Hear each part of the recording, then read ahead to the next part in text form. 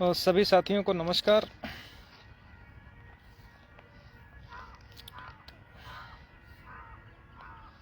उदय भाई नमस्कार, संजय भैया नमस्कार, नवाब भाई नमस्कार। जितने भी साथी जुड़ रहे हैं सभी साथियों को नमस्कार। अगर संभव हो तो इसको लाइव को शेयर कर दीजिए सभी व्हाट्सएप ग्रुप में और फेसबुक में, ताकि क्योंकि बहुत दिन बाद आप लोगों के साथ मुलाकात हो रही है, तो मैं उम्मीद करता हूं कि ज़्यादा से ज़्यादा लोग जुड़ें, क्योंकि बहुत सारे फ़ोन कॉल्स मैसेज करते रहते हैं, तो सबका जवाब फ़ोन के माध्यम से या देना संभव नहीं है। प्रमोद मौर्य भैया नमस्कार, बहुत बहुत बधाई हो आपको, शुभकामनाएं। प्रमोद भैया का बिहार टीजीटी में हो गया है। कम से कम इनको ने इस नर्क से जो हम लोग पिछले 4 साल से भोग रहे हैं उससे कुछ तो मुक्ति मिली होगी। आदित्य भाई नमस्कार, उदय भैया नमस्कार।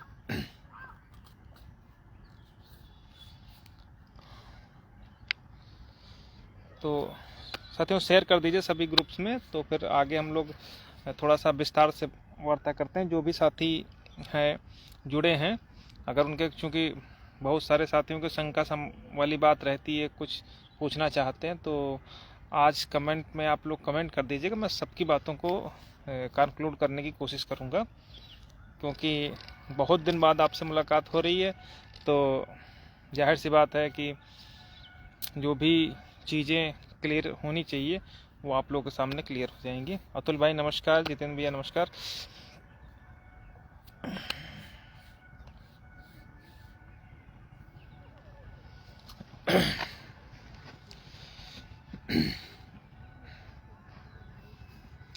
इसरार भाई नमस्कार, विकास भैया नमस्कार, संजय सूर्यवंशी भाई नमस्कार।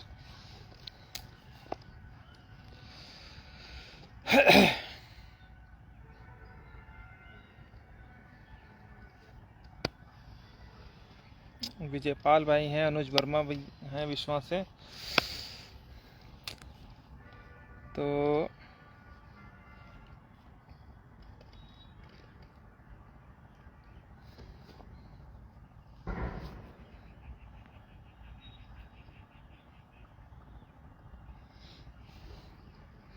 जितने भी साथी जुड़ जा रहे हैं, तो जिन जिन ग्रुप्स में अगर वो हैं तो एक बार शेयर कर दे तो ज़्यादा बेहतर रहेगा, तो अधिकतम लोगों तक जो है हमारी बात पहुंच जाएगी।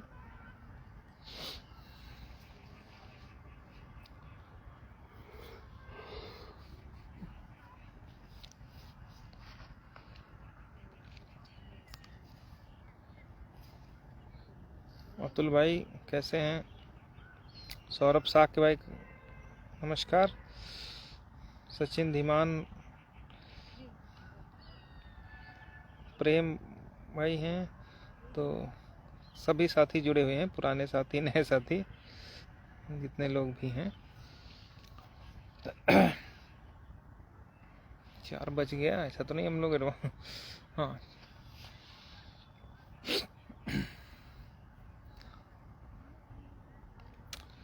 तो साथियों शुरू करते हैं कि अपनी जो बात है वो मैं आप लोगों के समक्ष कोशिश करता हूं कि जो चीज़ें हुई हैं अब तक उनको रखा जाए, लेकिन उससे पहले आज जो शुरुआत हुई तो मोस्टली लोगों ने देखा होगा कि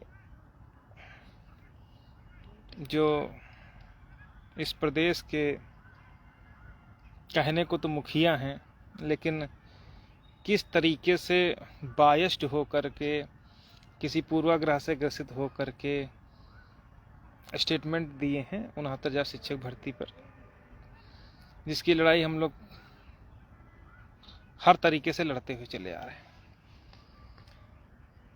तो उस स्टेटमेंट को याद दिलाने का या बताने का मेरा सिर्फ इतना सा उद्देश्य है। कोई भाई एक कमेंट कर दीजिए, आवाज़ आ रही नहीं आ रही? ऐसा तो नहीं कि हम लोग बोलते ही जा रहे हैं आवाज़ ही ना आ रही हो।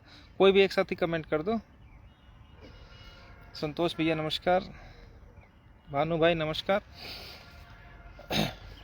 उम्मीद करते हैं आवाज़ आ रही होगी, तो कोई भी एक साथ ही कमेंट कर दे अगर हो सके तो।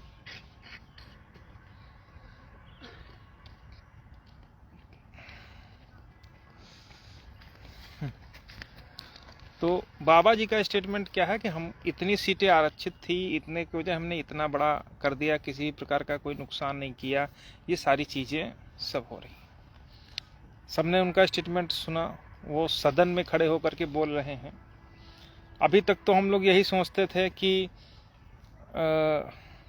इनकी दुश्मनी केवल और केवल एक जाति विशेष के लोगों से है, एक वर्ग के, एक धर्म विशेष के लोगों से है। लेकिन आज का स्टेटमेंट जो उनकी जुबान पर आया वो उनका स्टेटमेंट नहीं, बल्कि वो उनकी पूरी की पूरी जो विचारधारा को प्रदर्शित करता हुआ स्टेटमेंट है। पिछली बार इस बंदे ने सदन में खड़े होकर के एक जाति और एक धर्म के लोगों को टारगेट किया था। मैं नाम नहीं लूँगा कि किस जाति के लोगों को टारगेट किया था, किस धर्म के लोगों को टारगेट किया था। अदरवाइज आप लोग जान जाओगे ना कि यादव और मुस्लिम को लेकर के उन्होंने बात कही थी कि ये गोली के भूखे हैं।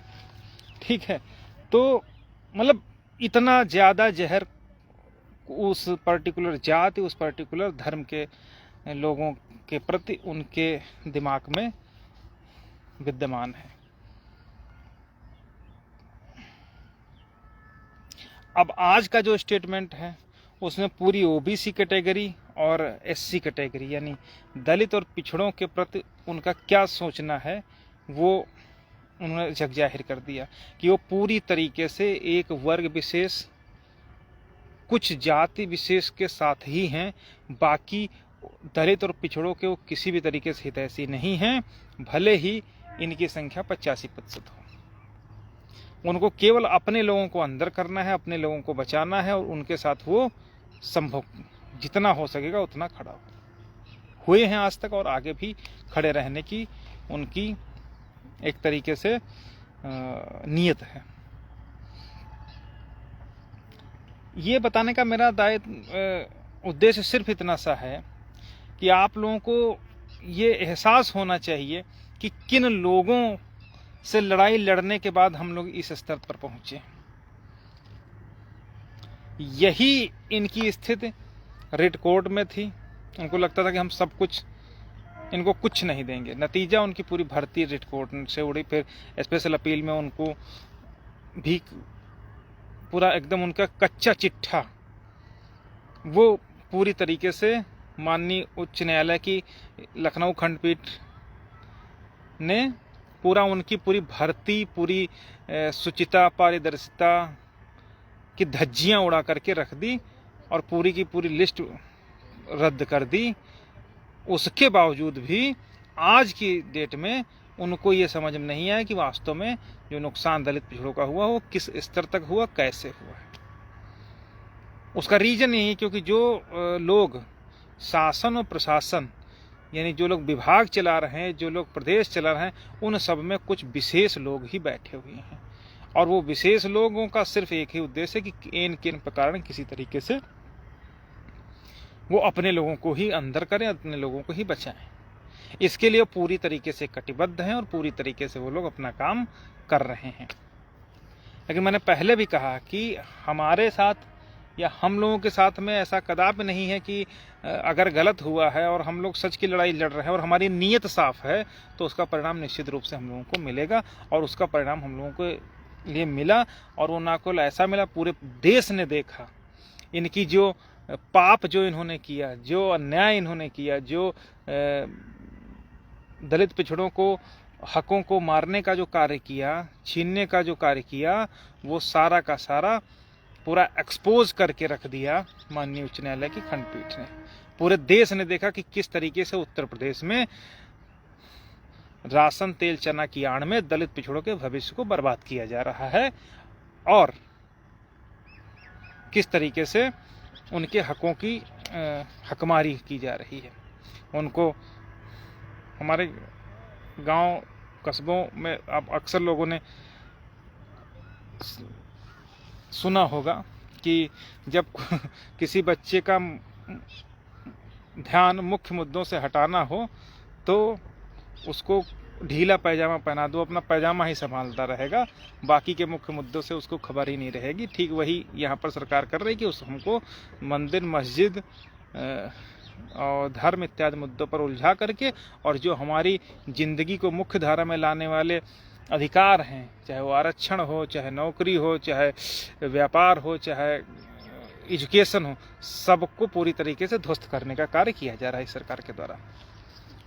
लेकिन हम लोगों ने पहले दिन से ही ठान लिया था कि अगर गलत है तो उसके प्रति पूरी दमदारी से लड़ाई लड़ी जाएगी, और हम लोगों ने लड़ा और उसका परिणाम सबके सामने। अपने बीच के बहुत सारे साथी ये विचलित होने लगते हैं कि सरकार क्या कर रही, सरकार तो भी तुरंत पिटिशनर्स को दे देगी, सरकार ऐसा कर देगी, वैसा कर देगी, फलाना कर देगी, धमाका कर देगी।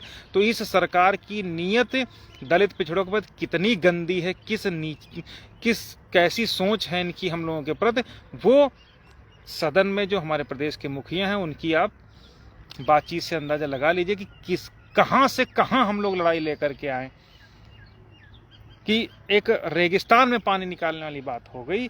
इसको ये आत्ममुग्धता में नहीं, आत्मश्लाघा में नहीं, बल्कि सच्चाई यही कि ऐसी स्थिति में जहां पर सब लोग उनके साथ हैं, चाहे वो जुडिशरी से लेकर के नौकरशाही तक हो, शासन प्रशासन, हर चीज उन्हीं की है, वहां पर से हम लोग इतना बेहतरीन आदेश निकाल करके डिवीजन बेंच से माननीय सर्वोच्च न्यायालय में ले गए।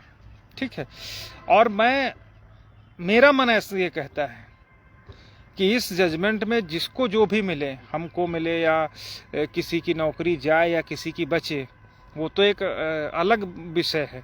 लेकिन मुझे ऐसा लग रहा है कि जो लड़ाई हम लोग लड़ रहे हैं, अगर थोड़ा सा भी न्यायपालिका, थोड़ा सा भी, मैंने यहाँ भी कहा था, अगर थोड़ा सा भी तटस्थ रही और थोड़ा सा भी कहीं पर ये रहा कि हाँ न्याय है या समानता है, तो हर हालत में हम लोग मुकदमा जीतेंगे, और वो इसी का परिणाम हुआ कि हम लोगों के फेवर में डिवीजन हुआ। यही चीज़ सर्वोच्च न्यायालय में भी होगी।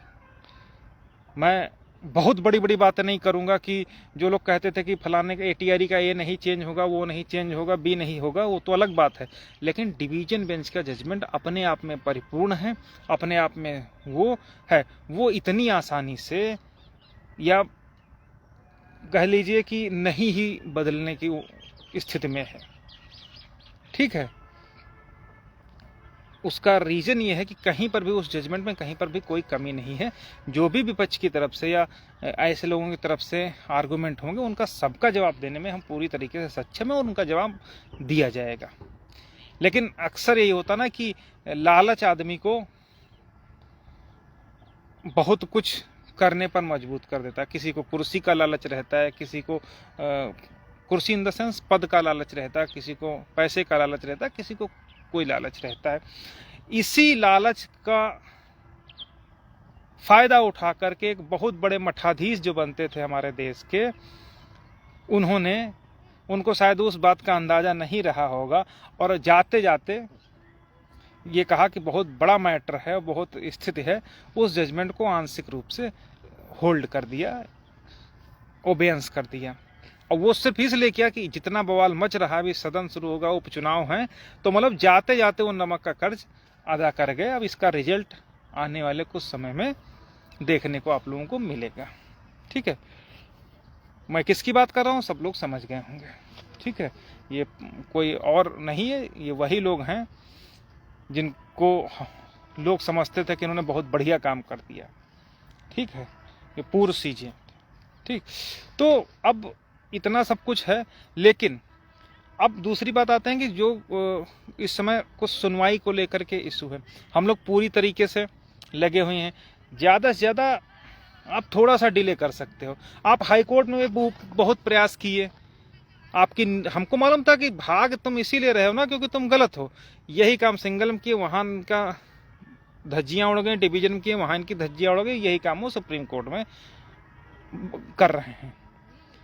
तो मैं पहले भी कर रहा हूँ, अब भी कर रहा हूँ कि आप शुतुरमुर्ग की तरह अगर रेत में गर्दन ये लोग घुसा लेंगे तो उसका मतलब ये नहीं कि बाहर अंधेरा हो जाएगा या रात हो जाएगी।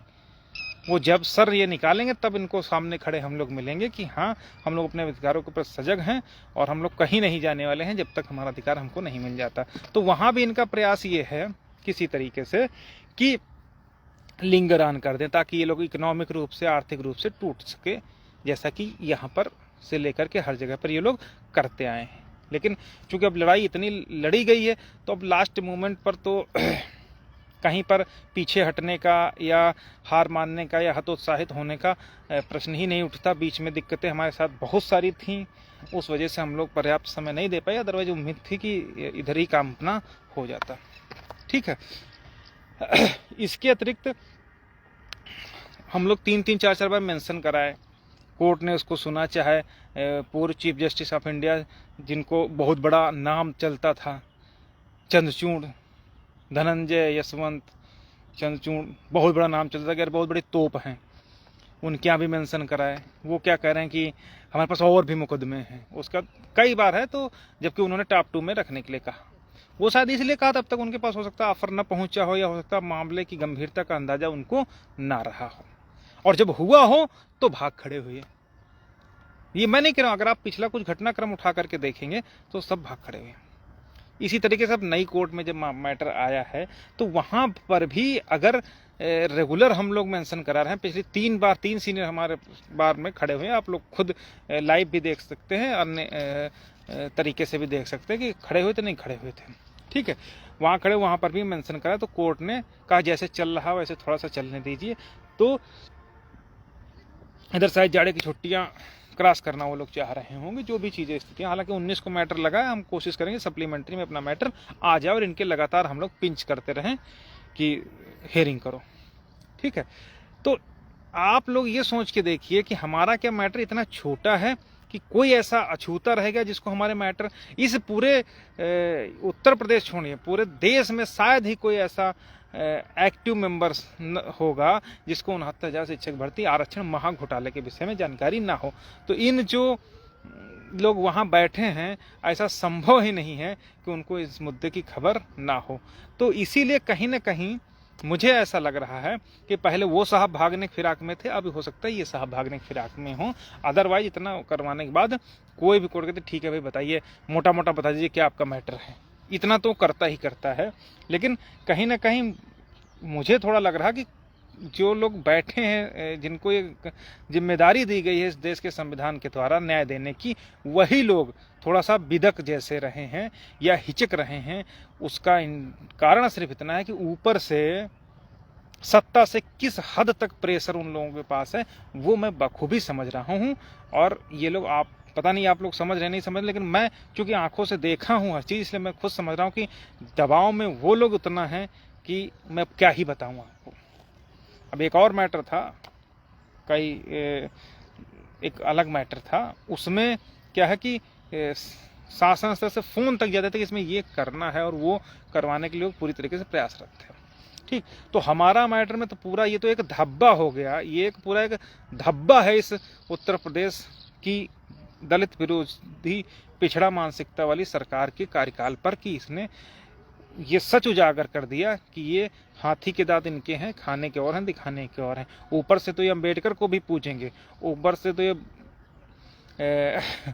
काशीराम को भी पूछते हैं, ऊपर से तो ये राम मनोहर लोहिया को भी पूछते हैं, लेकिन अंदर से गर्दन एससी की भी काटते हैं, गर्दन ओबीसी की भी काटते हैं, और बराबर काटते हैं। उसमें कहीं पर भी जो है कोई भी पक्षपात नहीं करते। जितनी मजबूती के साथ ओबीसी का गला काटते हैं, उतनी ही मजबूती के साथ एससी का गला काटते हैं। वो काम ये लोग लगातार कर रहे हैं। ठीक है, तो उस लेवल तक ये लोग पूरी तरीके से, इनका है कि किसी तरीके से इनकी जान बचे। लेकिन अगर इतना ही आसान रहता तो शायद हम लोग यहाँ तक पहुँचते ही नहीं। ठीक है, जो डिवीजन बेंच का जजमेंट आया है, इसको पलटने के लिए है या इसको काटने के लिए, हमें नहीं लगता कि कुछ भी मिलेगा उन लोगों को, कि कोई तर्क वितर्क, जो भी चीज़ें उनकी हैं। कोई कहता है डिस्ट्रिक्ट वो जिला वरीयता, इनको जिला भी चाहिए, नौकरी भी चाहिए, आरक्षण भी चाहिए, तो सब कुछ है। मैं फेसबुक पर ना डिवीजन बेंच में अपने पत्ते खोला था, ना यहाँ खोल रहा हूँ। सबका जवाब मिलेगा, माकूल मिलेगा, उसमें कहीं से भी कोई हम लोग पीछे रहने वाले नहीं हैं। हर चीज़ का जवाब देंगे, और जवाब है हमारे पास, लेकिन पहले चिल्लाने से कोई मतलब नहीं है। ठीक है, तो ये सारी बातें हैं। इसके अलावा शासन स्तर पर भी हमारी, अभी पिछले दिनों हम लोग जब दिल्ली में भी थे, आज भी कल भी बुलावा था, तो भी हम लोग ऐसे सोर्सेस की तलाश में थे कि जहाँ से चीज़ों को बिना लड़े भिड़े, बिना किसी आरोप प्रत्यारोप के किसी तरीके से जो हमारा उद्देश्य है उस उद्देश्य की पूर्ति हो जाए। तो इसके लिए हम लोग लगातार लगे हुए हैं, बातचीत भी चल रही है, लेकिन उसमें कैसे क्या होगा वो अभी उसको चीज़ें, एक ब्लूप्रिंट जो उसका है वो अभी तक हम लोगों के सामने पूरी तरीके से खुल करके नहीं आ पाया है, इसलिए उस विषय में कहना कोई भी जल्दबाजी होगी। ठीक है, तो अभी तक हम लोग लगातार लगे हुए हैं, चाहे कोर्ट के स्तर पर हो, चाहे कोर्ट के स्तर से हो, बहस के स्तर से हो, अपनी तैयारियों के स्तर से हो, वो भी है। और अगर किसी तरीके से कोऑपरेट करके चीज़ों को काम हो सकता है तो उसके लिए भी हम लोग लगातार तैयार हैं, लगातार वार्ता कर रहे हैं और कोशिश ये कर रहे हैं कि जब अगली सुनवाई हो तो उसके दरमियान या उसके आसपास या उस समय या उसके बाद कुछ आपस में सबकी जान बच सके, ऐसा कुछ करने पर विचार किया जाए। तो उसके लिए भी हम लोग लगातार लगे रहे हैं। उसकी वो बात जब आगे बढ़ेगी या जो भी बातचीत होंगी, कुछ उसमें शर्तें ऐसी थी जो हम लोग थोड़ा सा झिझक गए, तो उन चीज़ों को हम लोग लगातार देख रहे हैं। उन पर जैसे आगे बातचीत होगी आप लोगों के सामने हम लोग रखेंगे। ठीक है, तो पूरा मोटा मोटा आप लोग समझ गए होंगे कि फिलहाल जो डिवीज़न बेंच का जजमेंट है उसमें कहीं से भी कोई बदलाव होता मुझे तो कम से कम नहीं दिख रहा है। बाकी अगर किसी का दिख रहा तो किस नज़रों से देख रहा वो अलग बात है। ठीक है, बाकी जो सत्ता का दबाव हो, चाहे केंद्र से हो चाहे यहाँ से, वो पूरी तरीके से है। अब उससे कैसे, क्योंकि देखिए अगर हम सच के साथ हैं और किसी भी तरीके से, अब तो लाइव टेलीकास्ट होता है, ठीक है, तो दुनिया देखेगी अगर कुछ किसी भी तरीके का कोई हम लोगों के साथ उसका प्रयास करने, गलत करने का प्रयास करता है। क्योंकि जो चीज़ें फैक्ट्स हैं, जो चीज़ें अकॉर्डेंस विद लॉ हैं, जो चीज़ें संवैधानिक सिद्धांतों के अनुकूल हैं या उनके अनुसार हैं, उनको किसी को पलटने के लिए इतना आसान नहीं रहने वाला है। तो इन चीज़ों को भी हम लोग लगातार ध्यान में रख रहे हैं। ठीक है, लास्ट में वही बात आएगी जब मैं यहाँ हूँ, वही बात है कि साहब सरकार ने गलत किया, हम क्या करें। यही चीज़ तो हम भी कह रहे हैं कि सरकार ने गलत किया तो हम क्या करें, यही बात वो लोग भी कहेंगे। इसके अलावा उनका कोई भी तर्क कुतर्क काम नहीं करने वाला, ये मैं बता दे रहा हूँ। बाकी चूँकि वो लोग नौकरी कर रहे हैं, सैलरी उठा रहे हैं, तो अपने जीविकोपार्जन के लिए अपना खुद को किसी तरीके से वो चाहे जैसा बता दे, लेकिन मैं जानता हूँ कि उनके लिए कुछ भी बहुत ज़्यादा कुछ होने वाला नहीं है सिवाय मर्सी के। ठीक है, अब देखने वाली बात यह है कि मर्सी उनके साथ ज़्यादा रखी जानी चाहिए जो लोग गलत होते हुए भी नौकरी कर रहे हैं, या मर्सी उनके साथ ज़्यादा होनी चाहिए जो लोग सही होते हुए भी धूल फांक रहे हैं सड़कों पर, आर्थिक रूप से और मानसिक रूप से हर तरीके से चोट खा रहे हैं और अपनी लड़ाई लड़ रहे हैं। तो ये सब बातें हैं। ठीक है, इतनी चीज़ें तो ये मैं उम्मीद करता हूँ सारे लोग समझ गए होंगे। हम लोग शांत नहीं हैं, बीच में बहुत सारी दिक्कतें हुई, उनका मैं जिक्र नहीं करना चाहूँगा। उस वजह से थोड़ा सा हम लोग की जो काम में थोड़ा सा जो है ब्रेक लगा, स्लो हुए, लेकिन अब पूरी तरीके से हम लोग तैयार हैं। 19 का प्रयास है, अगर नहीं होता तो फिर नए साल में तो 100% जल्द से जल्द डिसाइड हो ही जाएगा। नहीं होगा तो रोज़ खड़े होकर के, मुंह खड़ा होकर के लेके खड़े होंगे कि साहब इसको सुनिए, तो सुनेंगे? नहीं सुनेंगे, नहीं सुनेंगे, मेरिट सुनेंगे, सुनना तो पड़ेगा ही, भाग नहीं पाएंगे। क्यों वो बिदक रहे हैं, वो तो मैं समझ रहा हूँ कि उतना प्रेशर है तो थोड़ा सा भागना तो चाहेगा, हर व्यक्ति भागना चाहेगा। जैसे हाई कोर्ट में भागे, फिर जस्टिस शुक्ला साहब को बिठाया गया, वह उनको जिस काम के लिए लाया गया था वो चुपचाप बढ़िया करके किए। इसी तरीके से डिवीज़न बेंच में अगर आप देखें तो कितनी बेंचें बदली, जस्टिस राजन राय की बदली, जिनके साथ हम लोग सोचते रहे ये तो आएंगे भी उड़ा के रख देंगे, वो भी बेचारे भाग खड़े हुए। फिर विवेक चौधरी साहब आए, वो भी भाग खड़े हुए। ठीक है, कई लोग आए, चीफ साहब भी 1-2 बार आए, ठीक है, वो भी किनारे हो गए। तो आप लोग समझना होगा कि ये उतना मैटर जितना लोग समझते हैं कि बस हो जाए, ये सबके संज्ञान में, सब लोगों को पता है कि पूरा देश इस पर नज़र गड़ाए बैठा है कि आखिर किस तरीके से दलित पिछड़ों को न्याय मिलता है, ये देखने वाली बात है। ठीक है, तो वहाँ पर भी हम लोग पूरी तरीके से काम कर रहे हैं। जो केस की स्थिति है वो तो हम लोग पूरी तरीके से मजबूत हैं। ठीक, इसके अलावा जो अन्य बातें हो रही उन पर हम लोग तैयारी कर रहे हैं उनमें जिस तरीके का निष्कर्ष निकलेगा तो हम लोग लखनऊ में मीटिंग बुला करके आप लोगों की बात सामने रखी जाएगी। अगर कुछ सब सही रहेगा तो उन चीज़ों पर आगे बढ़ने का प्रयास किया जाएगा जिसमें सभी की सहमत होगी, क्योंकि वो चीज़ अकेले मेरे करने भर से नहीं होने वाली है। ठीक है, तो ये सारी बातें हैं। और अब आने वाला समय जो है उसमें लगभग हम लोगों की जो जितने तैयारी है वो पूरी तरीके से कंप्लीट है। उसमें जो डॉक्यूमेंट्स, अब मैं आपको एक बात मज़ेदार बताता हूँ कि ये लोग इतने मजबूत हैं कि जो फैक्ट्स थे जो हाई कोर्ट से सुप्रीम कोर्ट एसएलपी में फाइल करने चाहिए थे, हमारे जो फैक्ट्स थे उनको इन लोगों ने निकाल दिया, डॉक्यूमेंट ही निकाल दिया और अपना ले जा करके फाइल कर दिया। जबकि नियम ये होता है कि आप जो हाई कोर्ट में जो फाइल हुई है उसकी कॉपी जो मतलब ओरिजिनल कॉपी है वो कॉपी पूरी की पूरी वहाँ पर लगनी चाहिए, ताकि जब बहस हो तो उसी में चीज़ें बता सके, एनेक्जर नंबर ये, पेज नंबर ये। इन लोगों ने क्या किया, जो भी हमारे चीज़ की फेवरेबल चीज़ें थी उन चीज़ों को वहाँ पर फाइलिंग ही नहीं करी, वो सब कागज़ निकाल दिए गए। ठीक है, उसको भी हम लोगों ने एप्लीकेशन और के साथ में फाइल करवा दिया है। तो अब अगर वो लोग इतने मजबूत होते, इतने सब कुछ था, तो हमारे चीज़ जो डॉक्यूमेंट से जो चीज़ें थी उनको हटाया नहीं ही जाता, बल्कि उन पर बहस करवाने की कोशिश करते हैं। ठीक है, बाकी जो सबसे बड़ा गलत काम किया है वो मठाधीश साहब ने किया। उनको वो आए तो पूरे इस भौकाल के साथ आए कि 2 दिन बाद आओ, 7 पेज का रिटर्न सबमिशन दो, अभी हम तोप मारे दे रहे हैं। और जब उनको पता चला कि क्या होना है तो बेचारे सरेंडर कर गए। ठीक है, लेकिन हम लोग तो समझ ही रहे हैं, देश समझ रहा है, जनता समझ रही कि आखिर तुम क्यों भाग खड़े हुए।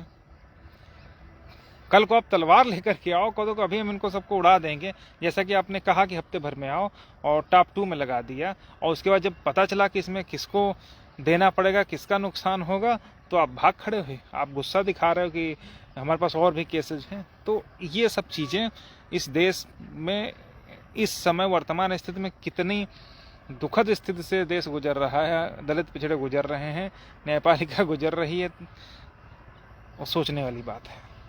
जिसको कभी कहा कि देश में अघोषित आपातकाल है, तो ये अघोषित आपातकाल ही है, जहाँ पर न्यायपालिका ये प्रेशराइज है कि ये कौन सा केस सुना जाए, कब सुना जाए, कितनी जल्दी सुना जाए, वो नहीं समझ पा रही। तो अब इससे ज़्यादा क्या कहा जाए। लेकिन अभी तक चूंकि हम लोग लड़ाई लड़े हैं, तो अब इसको अधूरे में या कहीं से कमतर तो करने नहीं देंगे। पूरी दमदारी के साथ लड़ाई लड़ी जाएगी और कोई नहीं भाग पाएगा, यकीन मानिए। ना जुडिशरी भाग पाएगी, ना विपक्ष भाग पाएगा, ना सरकार भाग पाएगी।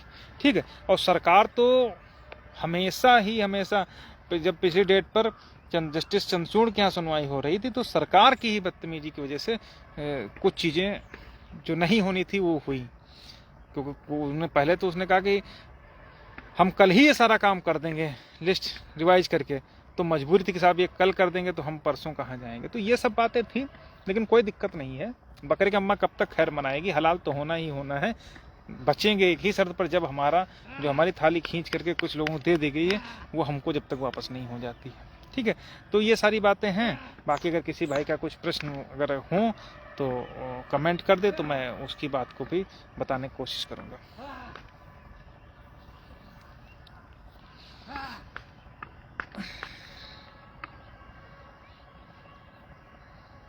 कमेंट हम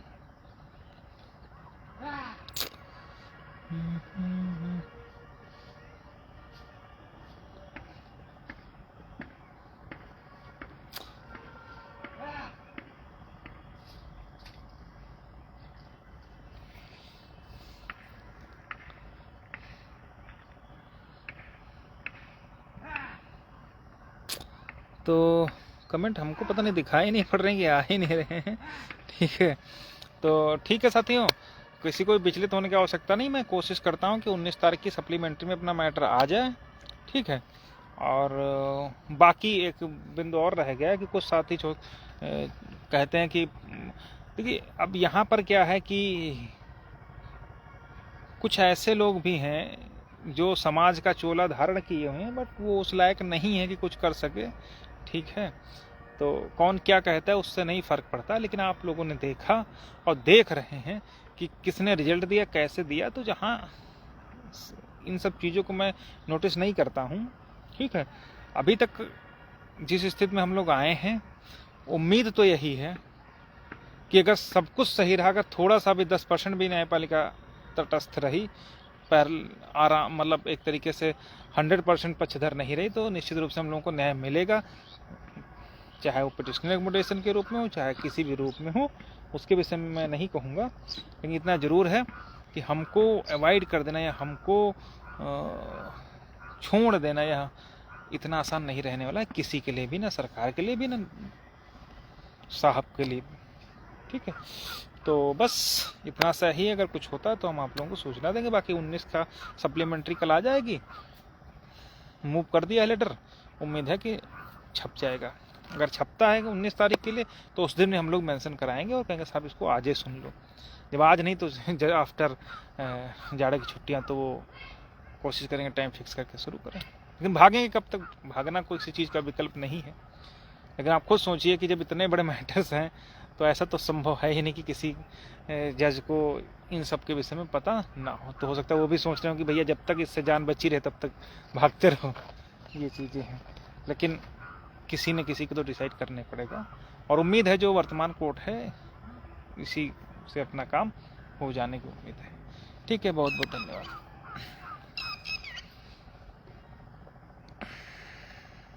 दीपक वर्मा भैया नमस्कार, क्षमा चाहेंगे अगर आपका फ़ोन नहीं उठा सके, तो ये सब बातें हैं। ठीक है।